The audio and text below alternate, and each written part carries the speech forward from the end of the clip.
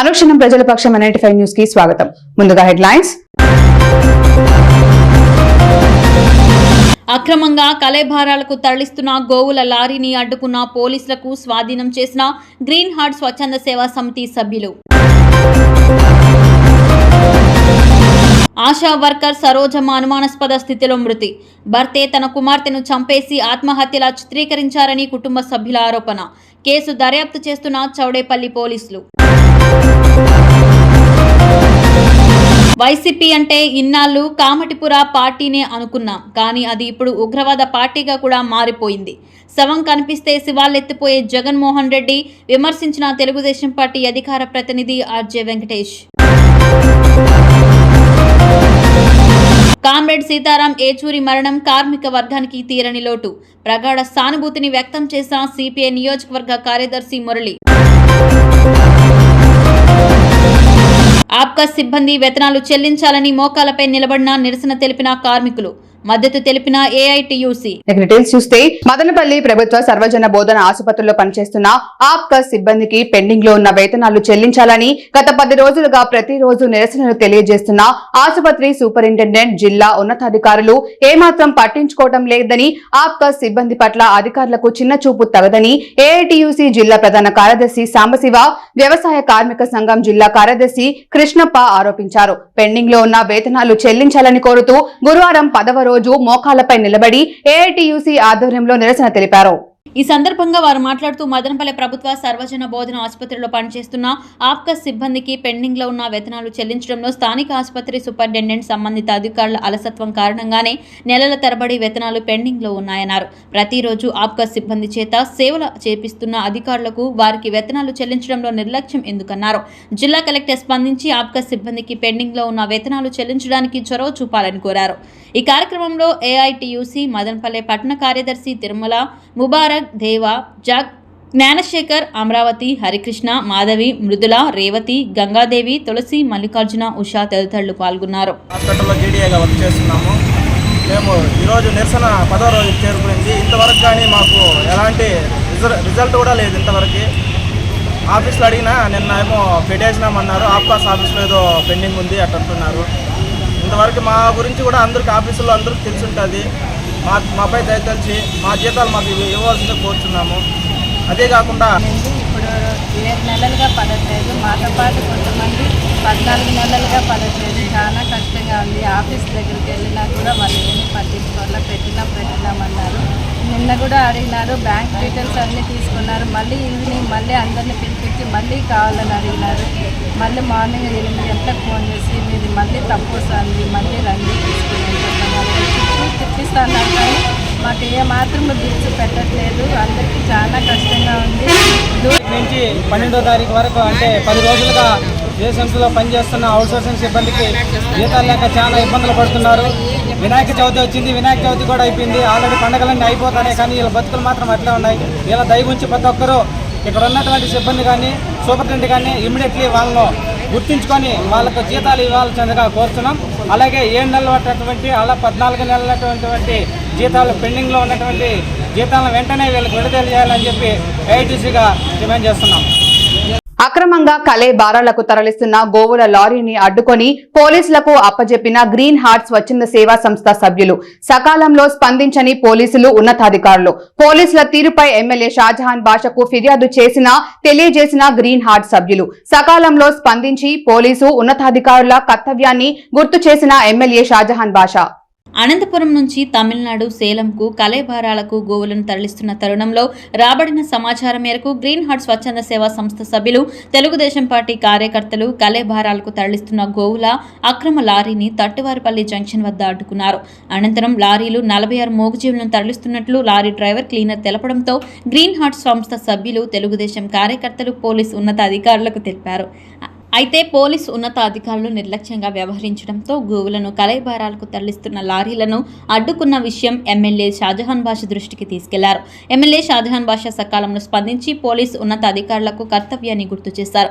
సంబంధిత విషయంపై తాలూకా పోలీసులు సుమోటో కేసు నమోదు చేసి గోవులను గోశాలకు తరలించారు. ఈ కార్యక్రమంలో గ్రీన్ హార్ట్ స్వచ్ఛంద సేవా సంస్థ సభ్యులు కోన భాస్కర్, 1వ వార్డ్ డాన్స్ రెండప్ప, ఎర్రబెల్లి వెంకటరమణారెడ్డి, 31వ వార్డ్ రామకృష్ణ, జయచంద్ర, అదెప్ప, రేపన, నాగరాజు, జేసీబీ వేణు, స్థానిక ప్రజలు ఎత్తున పాల్గొన్నారు. అధికారంలో ఉన్న రోజుల్లో అంబటి రాంబాబు, గోరంట్ల మాధవ్, అవంతి శ్రీనివాస్, విజయసాయిరెడ్డి లాంటి వాళ్లు చేష్టలతో కామాటిపుర పార్టీగా పేరుగాంచిన వైసీపీ ప్రకాశం బ్యారేజీ బద్దలు కొట్టే కుట్ర, దివిసీమ వరకు ప్రజలను జల సమాధి చేయాలనే కుట్ర తీరుతో అది కాస్త ఉగ్రవాద పార్టీగా మారిపోయిందని Telugu Desam party Rajampet parliament spokesperson RJ Venkatesh విమర్శలు గుప్పించారు. గురువారం తన కార్యాలయంలో ఏర్పాటు చేసిన విలేకరుల సమావేశంలో ఆర్జే వెంకటేష్ మాట్లాడుతూ కుట్రపూరితంగా రాష్ట్ర ప్రభుత్వాన్ని అస్థిరపరచాలని వైసీపీ నేతలు ప్లాన్ చేశారని, మాజీ ఎంపీ నందిగం సురేష్ అనుచరుడు కోమటి రామ్మోహన్, తలసిల రఘురాం మేనల్లుడు మరో వ్యక్తి ఉషాద్రికి చెందిన బోట్లు గేట్లు ఢీకొన్న సంఘటనను ప్రభుత్వం విచారణ జరిపించడంతో వాస్తవాలు వెలుగులోకి వస్తున్నాయని, లక్షలాది మందిని జల సమాధి చేయడానికి చేసిన పన్నాగం బయటపడిందన్నారు. ఇది ప్రజలంతా గ్రహించాలని, ఇలాంటి చేష్టలు ఉగ్రవాదులు మాత్రమే చేస్తారని అన్నారు. మరోవైపు సాక్షి దినపత్రిక ఛానల్ దుష్ప్రచారం చేస్తూ ప్రజలను పక్కదోవ పట్టించే విధంగా రాతలు రాయడం జరుగుతుందని విమర్శలు గుప్పించారు. ప్రజల ప్రతి అంశాన్ని గమనిస్తున్నారని అన్నారు. సీఎం చంద్రబాబు నాయుడు 9 రోజుల పాటు విజయవాడలోనే ఉండి చివరి బాధితుని వరకు సాయం అందించే వరకు ఇంటికి కూడా వెళ్లకుండా పనిచేస్తే సాక్షి దినపత్రికలో బాధితులకు సాయం అందలేదని నీచపు రాతలు రాయడం దురదృష్టకరమని అన్నారు. మరోవైపు ఎమ్మెల్యేలు, మంత్రులు అక్కడే ఉండి సహాయక చర్యలు చేపట్టడం జరిగిందని వివరించారు. జగన్మోహన్ రెడ్డి మానసిక పరిస్థితిపై పలు సందేహాలు ఉన్నాయని ఆర్జే వెంకటేష్ ఎద్దేవా చేశారు. శవాలు కనిపిస్తే శివాలెత్తిపోయే జగన్మోహన్ రెడ్డి శవం కనిపించగానే వెక్కిల్ని నవ్వి మానసిక రోగిలా ప్రవర్తించడం జరుగుతుందని, ఇది ఆయన మానసిక స్థితికి అద్దం పడుతోందని అన్నారు. విజయవాడలో పట్టుమని 20 నిమిషాలు పర్యటన చేయలేని జగన్మోహన్ రెడ్డి ప్రజల బాగోగులు ఎలా తెలుసుకుంటారని ప్రశ్నించారు. ₹1 కోటి సాయం ప్రకటించిన జగన్మోహన్ రెడ్డి అది ఎవరికి ఇస్తారో ఆయనకే ఎరుక అన్నారు. సాయం చేసే గుణం జగన్మోహన్ రెడ్డికి లేదని, గతంలో అన్నమయ్య ప్రాజెక్ట్ తెగిపోయిన సమయంలో సైతం వెక్కిలి నవ్వు తప్ప చేసిన సాయం శూన్యమన్నారు. విజయవాడలో వైసీపీ నాయకులు సహాయక చర్యలలో పాల్గొంటున్నారని చెప్పడం హాస్యాస్పదంగా ఉంటుందని ఎద్దేవా చేశారు. మదనపల్లి శాసనసభ్యుడి ద్వారా 3 లారీలలో నిత్యావసర వస్తువులు, మదనపల్లి ఎమ్మెల్యే షాజహాన్ బాషా నేతృత్వంలోని విజయవాడ వరద బాధితులకు అండగా 3 లారీలలో నిత్యావసర వస్తువులు, కూరగాయలు సిద్ధం చేసి వాటిని తరలించడం జరిగిందని వివరించారు.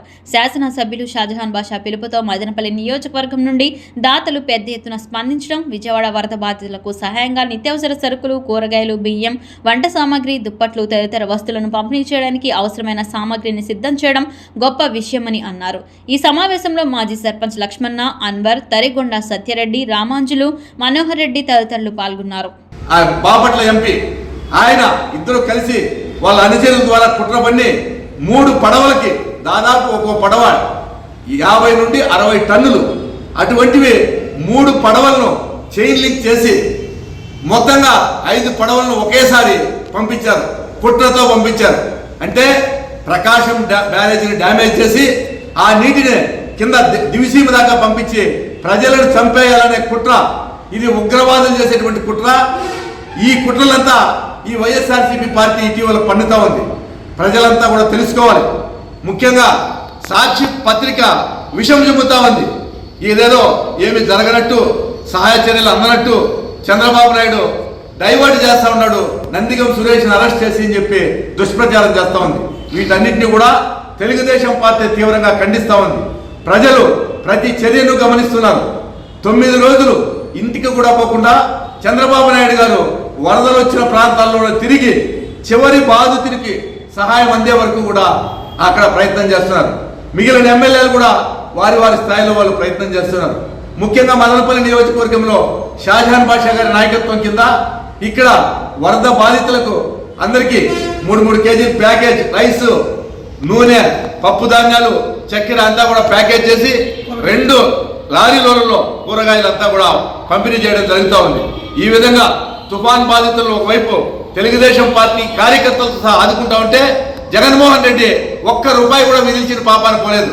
గతంలో రాజంపేట దగ్గర అన్నమయ్య డ్యామ్ కొట్టుకొని పోతే అక్కడ వచ్చి పరామర్శించి వెకిల్లో ఉన్నవాడు తప్ప ఒక్క రూపాయి కూడా ఆయన ఇచ్చిన పాపాన పోలా. ఇప్పుడే కాదు, గతంలో ఎప్పుడు కూడా ఆయన చేతి నుండి వేల కోట్ల రూపాయలున్నా ఆయనకు సహాయం చేసే అలవాటు ఆయనకు లేదు. నిన్న కూడా 1 కోటి రూపాయలు ప్రకటించాడు, కానీ అది ఎవరికి ఇస్తాడో ఎప్పుడు ఇస్తాడో ఎవరికీ తెలియదు. వాళ్ళ కార్యకర్తలంతా చురుగ్గా పాల్గొంటున్నారంటున్నారు. వాళ్ళ కార్యకర్తలు ఎక్కడ కూడా తిరిగిన పాపాన పోలేదు. ఈ విధంగా అబద్ధాలతో దుష్ప్రచారాలతో ఆయన ముందుకు పోతున్నాడు తప్ప నిజంగా ఆయన ప్రతిపక్ష ఉండాల్సినటువంటి హోదా కల్పించుకుని పార్టీని ముందుకు తీసుకుపోయే పరిస్థితి లేదు. కార్యకర్తలకి ఇతను ఒక అపగోచరంగా ఉంది. ఇతని మానసిక స్థితి ఒకసారి పరీక్షించాల్సిందిగా మేమంతా కూడా విజ్ఞప్తి చేస్తున్నాం. భర్త వేధింపులు తాళలేక మృతి చెందినట్లు తెలిపిన మృతురాలి తల్లి హత్య చేసి ఆత్మహత్యగా చిత్రీకరించాడని భర్త లక్ష్మీపతిపై పోలీసులకు ఫిర్యాదు చేసిన మృతురాలి తల్లి మరణంతో అనాథలైన 2 కుమార్తెలు. మృతురాలి ఒంటిపై గాయాలు ఉన్నట్టు అనుమానం వ్యక్తం చేస్తున్న పోలీసులు. మార్కిస్టు మేధావి సిపిఎం జాతీయ ప్రధాన కార్యదర్శి కామ్రేడ్ సీతారాం ఏచూరి గారి మరణం పట్ల సిపిఐ మదనపల్లి నియోజకవర్గ సమితి నుండి ప్రగాఢ సంతాపాన్ని ప్రకటిస్తుంది. సిపిఐ మదనపల్లి నియోజకవర్గ కార్యదర్శి కె మురళి మాట్లాడుతూ 1952 ఆగస్టు 12వ తేదీ జన్మించి తన విద్యాభ్యాసం హైదరాబాద్ లో 10వ తరగతి వరకు చదివే క్రమంలో 1974లో ఎస్ఎఫ్ఐ విద్యార్థి సంఘంలో చేరి వామపక్ష భావజాలంతో పనిచేస్తూ తన రాజకీయ ప్రస్థానం ప్రారంభించిన ఏచూరి గారు ఎస్ఎఫ్ఐ జాతీయ ప్రధాన కార్యదర్శిగా పనిచేశారు. 1985లో సిపిఎం కేంద్ర కమిటీ సభ్యునిగా ఎన్నికయ్యారు. రాజ్యసభ సభ్యునిగా కార్మిక వర్గ ప్రయోజనాల కోసం ప్రజా బాహల్యంలో అటు చట్టసభలలో గొప్ప పోరాటాన్ని నడిపిన మార్కిస్టు మేధావి ఏచూరి గారు అన్నారు. సిపిఎం జాతీయ ప్రధాన కార్యదర్శి పనిచేస్తూ గత కొద్ది రోజులుగా అనారోగ్యంతో ఢిల్లీ ఎయిమ్స్ హాస్పిటల్లో చికిత్స పొందుతూ నేడు తుదిశ్వాస విడిచారు. కామ్రేడ్ ఏచూరి గారి మరణం కార్మిక వర్గానికి తీరని లోటని అన్నారు. విద్యార్థులు చదువుతో పాటు క్రీడల్లోనూ రాణించాలని మండల విద్యాశాఖ అధికారి నారాయణ అన్నారు. గురువారం స్థానిక జడ్పీ హైస్కూల్ క్రీడా మైదానంలో స్కూల్ గేమ్స్ ఆఫ్ ఫెడరేషన్ వారి ఆదేశాల మేరకు ఎంఈఓ ఆధ్వర్యంలో 14 మరియు 17 సంవత్సరాలలోపు విభాగాలలో బాల బాలికలకు మండల స్థాయి క్రీడా పోటీలను నిర్వహించారు. ఈ సందర్భంగా ఎంఈఓ నారాయణ క్రీడల పోటీలను ప్రారంభించారు. ఈ సందర్భంగా ఎంఈఓ ప్రధానోపాధ్యాయులు మీడియాతో మాట్లాడుతూ విద్యార్థులు చదువుతో పాటు క్రీడల్లోనూ రాణించాలని తెలిపారు. క్రీడలతో విద్యార్థులు శారీరక దారుఢ్యం, మానసిక ఉల్లాసంతో పాటు ఆరోగ్యంగా ఉంటారని అన్నారు. ప్రతి విద్యార్థి తమకు నచ్చిన క్రీడల్లో పాల్గొని రాణించాలని సూచించారు. మండలంలో 2 రోజుల పాటు క్రీడా పోటీలను నిర్వహిస్తున్నామని అన్ని హైస్కూల్ విద్యార్థులు పాల్గొంటున్నట్లు తెలిపారు. గురువారం స్థానిక జెడ్పీ హైస్కూల్లో కబడ్డీ, వాలీబాల్, ఖోఖో, బ్యాడ్మింటన్, యోగా, చదరంగం వంటి క్రీడా విభాగాల్లో పోటీలు నిర్వహించనున్నారు. శుక్రవారం అథ్లెటిక్స్ పోటీలు నిర్వహిస్తామని తెలిపారు. మండల స్థాయి పోటీలలో గెలుపొందిన విద్యార్థులు నియోజకవర్గ స్థాయిలో పాల్గొంటారని తెలిపారు. ఈ కార్యక్రమంలో ఇన్ఛార్జ్ హెచ్ఎం వాణి, పీడీలు భద్రయ్య, గీతశ్రీ, రెడ్డి కిరణ్, పీఈటీలు మణికుమార్, సుజాత, ఉపాధ్యాయులు వెంకటగోపాల్, రవి, జయశ్రీ, సహదేవరెడ్డి తదితరులు పాల్గొన్నారు. ఇతర ఉపాధ్యాయ బృందానికి వందనాలు. ఈ స్పోర్ట్స్ మీట్కి అటెండ్ అయినటువంటి పిల్లలకందరికీ శుభాభినందనలు. మేడం గారు చాలా చక్కటి విషయాలన్నీ కూడా చెప్పారు.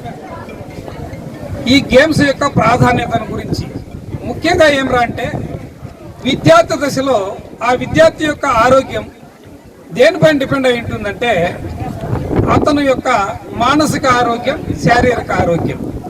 ఎప్పుడైతే క్రీడల పట్ల ఆసక్తి కలిగి రకరకాల యాక్టివిటీస్ ద్వారా, ఫిజికల్ యాక్టివిటీ ద్వారా శరీరంలో ఉన్నటువంటి అన్ని ఆర్గాన్స్ని, అన్ని అవయవాల్ని యాక్టివేట్ చేస్తామో విద్యార్థి దశలో అతని యొక్క బాడీ ఫిట్నెస్ ద్వారా శారీరక ఆరోగ్యంతో పాటు మానసిక ఆరోగ్యం కూడా వస్తుంది. అంటే ప్రతి ఒక్క మనిషి యొక్క మానసిక ఆరోగ్యం కూడా శారీరక దృఢత్వం పైన ఆధారపడి ఉంటుంది. శారీరక దృఢత్వం ఎక్కడ వస్తుంది? శారీరక వికాసం వలన, అంటే స్పోర్ట్స్ అండ్ గేమ్స్ వల్లనే వస్తుంది. రకరకాల మనము ఆటల ఎందుకు పాల్గొనడం వలన మనకు ఈ ఆరోగ్యం వస్తుంది. తర్వాత ఇంకా కొన్ని విషయాలు మేడం చెప్పారు. శారీరక పాఠశాల తరపున స్వాగతం, నమస్కారం. మీకు తెలుసు ఈరోజు జోనల్స్ మన నిమ్మనపల్లి పాఠశాలలో ప్రారంభమైనాయి. క్రీడలు శారీరక వికాసానికి, మానసిక ఉల్లాసానికి చాలా అవసరం. ఈరోజు మనము కార్పొరేట్ స్కూళ్ళల్లో చూస్తే అన్నీ ఉంటాయి, కానీ క్రీడలు అనేటివి లేవు. మీకు తెలుసమ్మా, లక్షల లక్షలు ఫీజులు వసూలు చేస్తున్న కార్పొరేట్ పాఠశాలల్లో క్రీడా స్థలం లేక అతి చిన్న వయసులోనే ఎన్నో రకాల క్రానిక్ డిసీజ్ గురవుతున్నారు.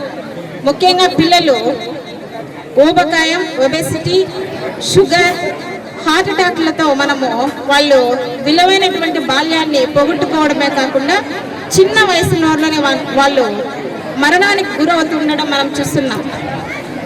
నిజంగా మా సైలెన్స్ ప్లీజ్ సైలెన్స్. మీరు ఎందుకు అట్లా మాట్లాడుతారో అర్థం కావడం లేదు. మరి గవర్నమెంట్ పాఠశాలలో చదివేటువంటి పిల్లలు నిజంగానే అదృష్టవంతులని చెప్పుకోవచ్చు. వాళ్లకు పరిపూర్ణ వికాసం, అటు విద్యాపరంగా విజ్ఞానాన్ని పొందడమే కాకుండా మానసికంగా, శారీరకంగా కూడా మంచి వాళ్ళు. ప్రముఖ ఇంజనీరింగ్ విద్యా సంస్థ Madanapalle institute of technology and science కళాశాల నందు ఎన్ఎస్ఎస్ విభాగం నందు ఎన్ఎస్ఎస్ వాలంటీర్స్ విజయవాడ వరద బాధితుల కోసం కళాశాలలోని విద్యార్థులతో కలిసి 51,000 రూపాయలు సీఎం సహాయ నిధికి అందించినట్లు కళాశాల ప్రిన్సిపల్ డాక్టర్ సి యువరాజ్ అన్నారు.